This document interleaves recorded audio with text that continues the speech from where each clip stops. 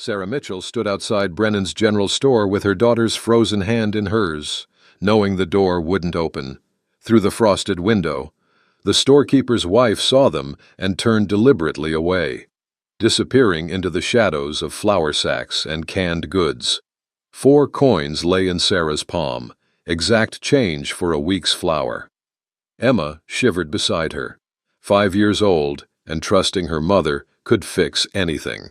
But Sarah couldn't fix the town's judgment. She knocked anyway, once, twice. The door cracked open. "We don't serve your kind," the woman said, each word sharp as February wind. "Pastor's orders, you understand." Emma looked up, confused. "Mama?" Sarah had no answer that wouldn't break something in her daughter's heart. She turned, walking down Main Street with her head high and her hope dying. Townswomen pulled their children inside as they passed. One man spat near Sarah's feet, not quite hitting her skirt. This was Redemption Springs, Wyoming territory, 1887, a place that believed in second chances for everyone except unwed mothers. Emma stumbled in a frozen puddle. Her small cry of pain echoed in the cold air. No one moved to help. Sarah bent to lift her, mud soaking through her worn coat, when a calloused hand appeared. "Easy now, little one." The voice belonged to a man Sarah had never seen, weathered face, trail dust on his boots, eyes that had seen hard things. He helped Emma stand, then tipped his hat to Sarah without expectation. "Name's Jacob Brennan. Ma'am, my camp's got hot coffee if the child needs warming." Sarah's instinct screamed danger. Every promise from strange men had cost her. But Emma's lips were blue, and the town had just declared them invisible. "Just warmth," Sarah said quietly. "Nothing more." Jacob nodded once, understanding everything she didn't say. "Nothing more." They followed him beyond town limits, 3 figures against an endless gray sky. Behind them, the church bell tolled like judgment. Ahead, a small fire flickered, the only warmth for miles. Jacob's camp was simple: a dying fire, worn bedroll, saddlebags that had seen 1,000 trails. He poured coffee from a battered tin pot without asking questions, and that silence felt more generous than charity. Emma crouched by the flames, hands extended. Sarah stood apart, unable to fully accept kindness she couldn't repay. "Hardtack's not fancy," Jacob said, offering food. "But it's filling." Emma ate hungrily. Sarah picked at hers, watching this stranger who helped without demands. Through careful conversation, her story emerged in fragments. The traveling salesman who'd promised marriage and disappeared. The town that had tolerated her until the pastor's recent sermon turned tolerance into exile. 3 days until her landlord evicted them. "There's the old Patterson cabin," Jacob said, staring into the fire. 5 miles north, empty 2 winters now since the family passed. "Good bones, if you can stand the isolation." Hope flickered in Sarah's chest, quickly smothered. "We can't afford land. It's unclaimed. Squatters' rights, maybe." He paused. "I knew the Patterson boy, owed him a debt from the war." Emma, warming now, looked at Jacob with pure trust. "Are you staying here?" Something crossed Jacob's face, old pain, quickly hidden. "No, little one. I'm always moving." But the way he said it sounded like a wound, not a choice. Sarah made a decision that felt like stepping off a cliff. "If you helped us reach the cabin, winterize it, I could cook proper meals, mend clothes. I won't take charity, but I can work." Jacob studied her, saw pride that wouldn't bend, only break. "A week's work, fair trade, then I ride on." They shook hands like business partners sealing a deal. Emma beamed, not understanding the fragility of adult promises. First snowflakes began falling. Jacob kicked dirt over the fire, efficient movements revealing a man used to leaving, but when he gathered supplies, Sarah noticed him touching a locket at his throat, brief, unconscious, heavy with memory. He caught her looking and turned away. "Storm's coming," he said. "We should move." The trail to Patterson cabin wound through pine forest turning white. Jacob led a borrowed mule carrying supplies. Emma perched atop, bundled in his spare coat. Sarah walked beside him, matching his steady pace without complaint, despite the cold biting through her thin boots. Emma filled the silence with questions about everything: trees, animals, why snow was white. Jacob answered each one patiently, his voice gentler than Sarah expected, from hands scarred by hard living. "You're good with children," she said quietly. Was. One word: carrying years. They made camp at dusk, around the fire. Walls came down in small increments. Jacob spoke haltingly about a wife and infant son taken by cholera 5 years past. He'd been 3 towns away, gambling away their savings, chasing fool's gold. "Came home to graves and an empty house," he said, staring into flames. "Haven't stayed anywhere since." Staying means failing people who trust you. Sarah understood that kind of running. "I stayed, tried to belong. They punished me for loving wrong." No self-pity in her voice, just fact. "They took everything but my name. Then they took that too. Now I'm nobody's daughter, nobody's wife, just that woman." "Your daughter calls you Mama," Jacob said. "That's a name that matters." Sarah's throat tightened. Emma slept between them, small and trusting. They reached the cabin at full dark, a shadow against shadows. Roof sagging, but walls solid. Inside smelled of abandonment and mice. But the fireplace still drew when Jacob lit kindling. He surveyed the work needed: new shingles, window repairs, chimney cleaning. More than a week, much more. Sarah saw his calculation, released him from obligation. "You've done enough, Mr. Brennan." But Emma, exploring with a stick, called from the corner, "Jacob, which room is yours?" The question hung in cold air. Jacob looked at his saddlebags, then at the nail protruding from the wall. Made a choice that felt like stopping a 5-year run. He hung the bags on the nail, didn't say he was staying, just stayed. 3 weeks passed, like water finding new channels, slowly reshaping the landscape until what was becomes what is.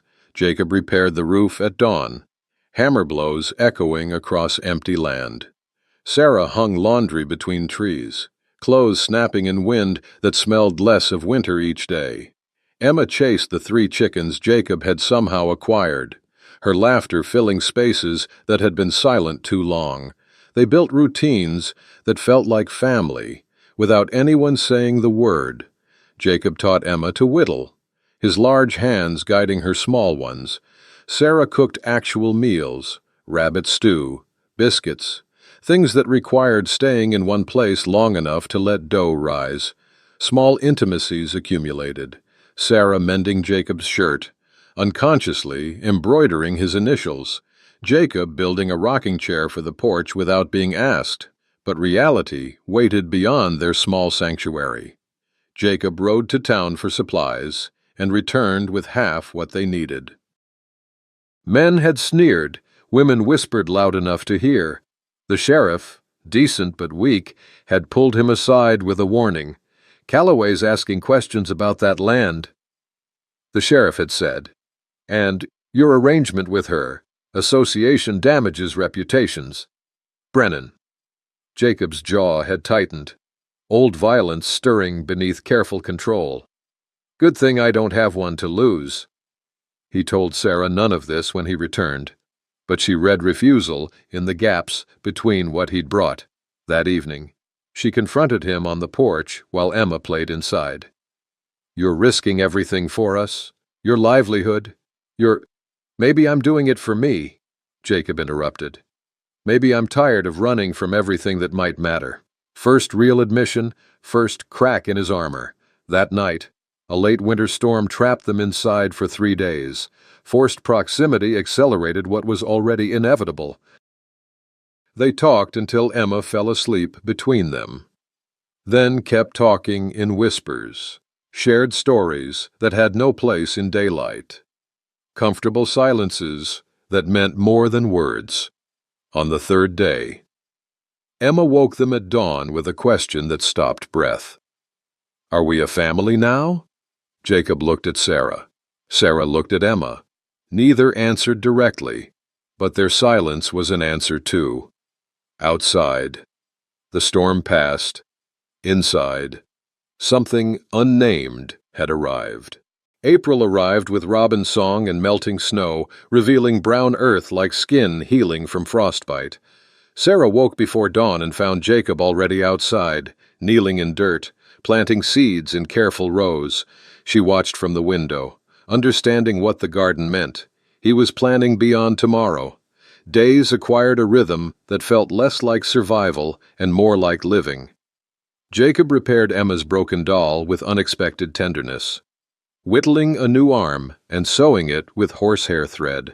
Emma clutched it like treasure.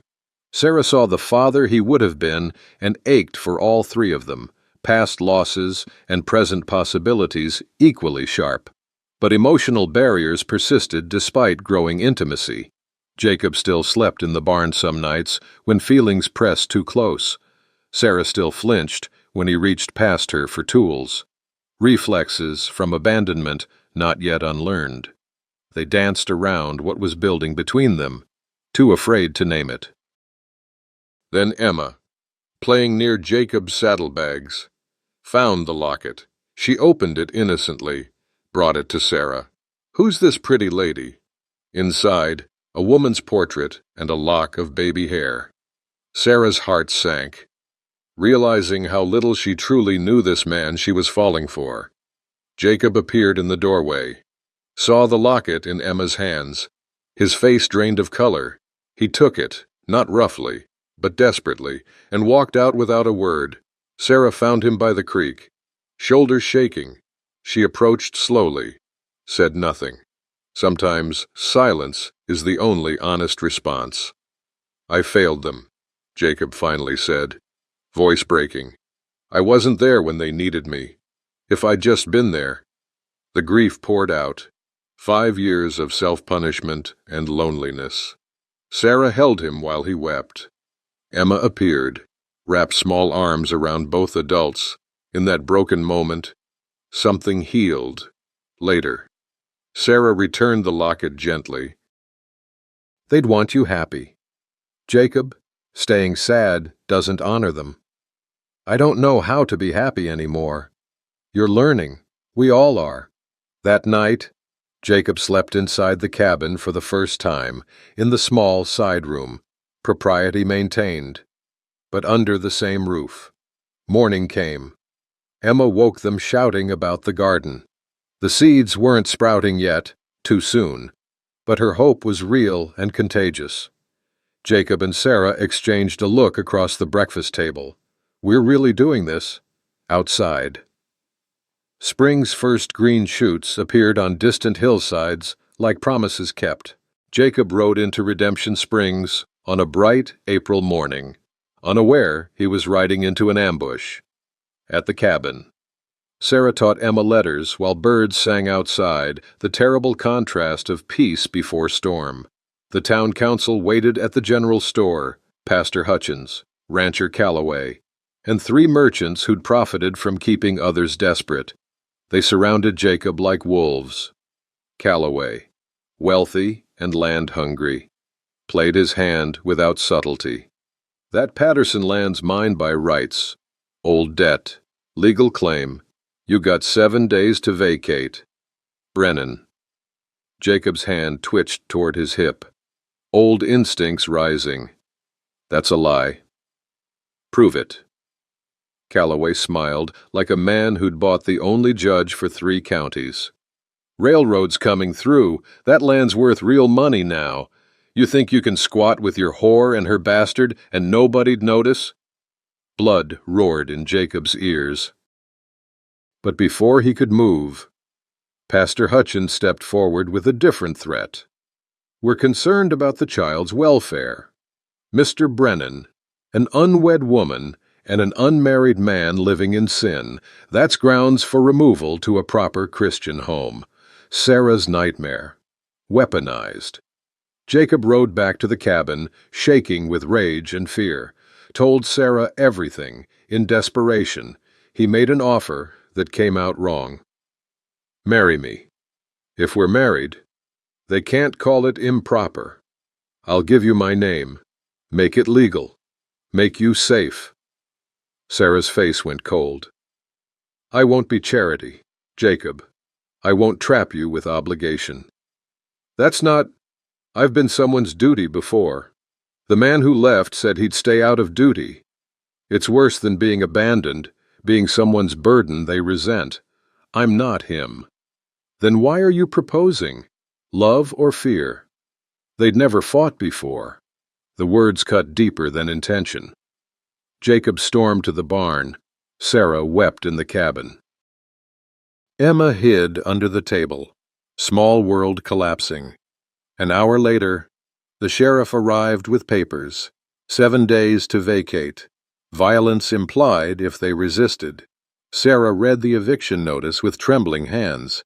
Emma emerged from hiding. Asked the question with no good answer. Mama, where will we go? Sarah looked at their small life, curtains she'd sewn, Emma's drawings, the rocking chair, the garden, and began packing. Outside in the barn, Jacob saddled his horse, considering riding to town and ending this the old way, with fists, with violence, with the man he'd been trying not to be. The locket swung on its chain as he gripped the saddle. Jacob sat alone in the saloon that night, untouched whiskey glass before him. His knuckles were white around the glass, every muscle coiled for violence. The bartender, old acquaintance from other towns, other troubles, watched warily. You planning to drink that or break it? The bartender finally asked. Haven't decided. Heard about your situation. Calloway's a bastard, but he's got the law bought. Then maybe I remind him what law doesn't cover. Jacob's voice was flat, dangerous. The bartender leaned close. That who you want the little girl to remember? Another violent drifter? Or the man who stayed and fought right? The words landed like a punch. Jacob saw his reflection in the mirror behind the bar, hard eyes, tight jaw, every inch the dangerous man he'd been, the man who'd lost everything that mattered by being exactly this. He stood, left the whiskey untouched, and walked out into cold starlight. Meanwhile, at the cabin, Sarah packed mechanically. Each item in the bag felt like surrender. The embroidered shirt, the tin cups they'd drunk coffee from, Emma's whittled animals. Emma sat on the floor, clutching her repaired doll. Mama, where will we go? Sarah had no answer. Every direction looked like defeat. Then Emma stood, walked outside to the garden plot, knelt by it. Mama, we can't leave. The plants will die without us. Sarah joined her daughter, saw the tiny green shoots Jacob had planted. They were growing, really growing, out of the mouths of babes, truth. Running again meant teaching Emma that dignity required constant retreat, that home was impossible, that love was always temporary. Sarah made a decision. We're staying. But the bad men, we're staying, with or without Jacob. We're staying. This is our home. Jacob returned at dawn. Sarah met him on the porch, Emma asleep inside. They looked at each other, both wearing the same resolve. I'm sorry. They started simultaneously. Stopped. Tried again. Jacob spoke first. I proposed wrong. Like you were a problem to solve instead of... His voice broke. Marry me, not for them, not for the land, because I love you, because I'm tired of being afraid. Because you and Emma are my second chance. Sarah, if you'll have me. Tears streamed down Sarah's face. I love you too, you stubborn fool. Yes, but Jacob, they'll fight harder. Let them. He took her hands. We're not alone anymore. Families stand together. They kissed as sunrise broke over distant mountains. Emma appeared in the doorway, saw them, and cheered loud enough to wake birds. The decision was made. They'd fight, legally, socially, and if necessary, physically. But together, Jacob had one more card to play. Sunday morning. Jacob rode to the county seat before dawn, found the address he'd carried in his pocket for 5 years, Patterson's widow, his war buddy's mother. She opened the door, recognized him immediately. Jacob Brennan. Thought you were dead. Close enough, ma'am, but I need your help. She listened to his story, then disappeared into her house. Returned with a document. Legitimate deed transfer to Patterson land. Dated 6 months before her son's death. Jacob's name, honoring the life debt. Thomas wanted you to have it. Said you saved his life at Shiloh. She pressed the paper into his hands. Make something good there. My boy would have wanted that. Jacob rode back to Redemption Springs with legal truth in his saddlebag. At the cabin, Sarah dressed Emma in her cleanest clothes. They'd made a decision that felt like walking into fire. They'd attend Sunday service. Together, publicly. They walked down Main Street, Emma holding both their hands. Windows closed as they passed. Some people stared, others looked away, but they didn't stop walking. Inside the church, they sat in the back pew. The congregation buzzed like disturbed hornets. Pastor Hutchins began his sermon, targeting them directly with barely veiled condemnation about sin and corruption. Mid-sermon, the bartender stood, then the schoolteacher, the blacksmith's wife, a dozen others, quiet dissenters, tired of judgment disguised as righteousness. The bartender spoke clearly. Pastor, with respect, is this who we are? Folks who turn away children, who punish a woman for being abandoned, who threaten a man for showing kindness. Murmurs of agreement rippled through the congregation. Calloway erupted. This is about law. Brennan's got no claim. Jacob stood calmly. Produced the deed. I do now, legal and witnessed. Patterson left it to me for saving his life in the war. He looked at Calloway without blinking. You want this land? You'll have to kill me for it, and anyone who stands with me. His hand didn't touch his gun, didn't need to. Others stood beside Jacob, not just the dissenters, but townsfolk sick of Calloway's bullying. The sheriff, emboldened, made his choice. Deeds legitimate. Calloway, your claims dismissed. You threaten this family again, I'll arrest you. Calloway stormed out. Defeated. The pastor stammered. Lost control. People didn't embrace Sarah as they filed out, but several nodded respectfully. It wasn't acceptance, but it was the beginning of something better. 6 weeks later, mid-May, the cabin had transformed. Curtains billowed in warm breeze.